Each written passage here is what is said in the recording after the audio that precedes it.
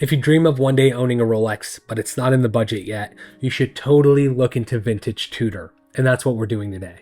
Today, we're specifically looking at an early reference 9020-0 Tudor Oyster prints. Let's get into the specs first, and then I will tell you why I love this watch so much. The 9020 is a smooth bezel steel oyster case that measures at 34 by 41 millimeters and it's 10 millimeters thick. If you choose to put it on the strap, you'll have to notate that the lug width is 19 millimeters.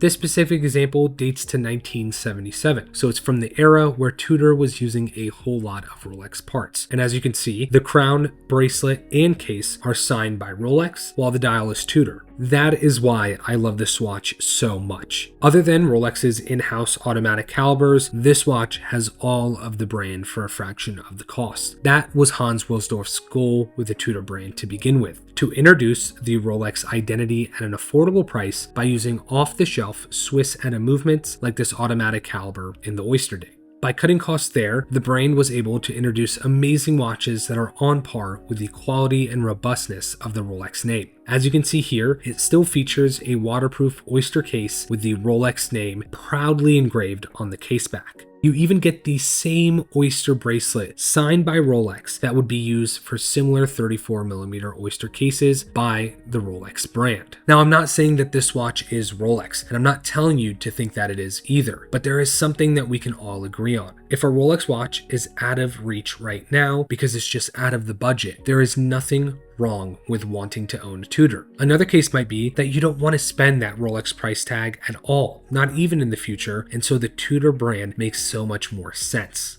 This Oyster Prince is a no-frills, simple, classic, straightforward watch. The case proportions are perfect. A 34mm smooth bezel Oyster case will always wear like a dream. And you have it on a Rolex signed Oyster bracelet to give it that sporty feel, but you can also swap it out for a leather strap. You can even make it more dressy with something like lizard or alligator. So with that being said, if you've been debating picking up a vintage Tudor, you should totally do it because they are so much fun. While this one might be sold by the time this goes live, I always try my best to have vintage and modern Tudors in stock in the watch shop over at huntingtoncompany.com. So make sure you go check out the website, and also we will gladly help you with all your buying, selling, and trading needs when it comes to both vintage and modern watches. So feel free to reach out with any questions you might have.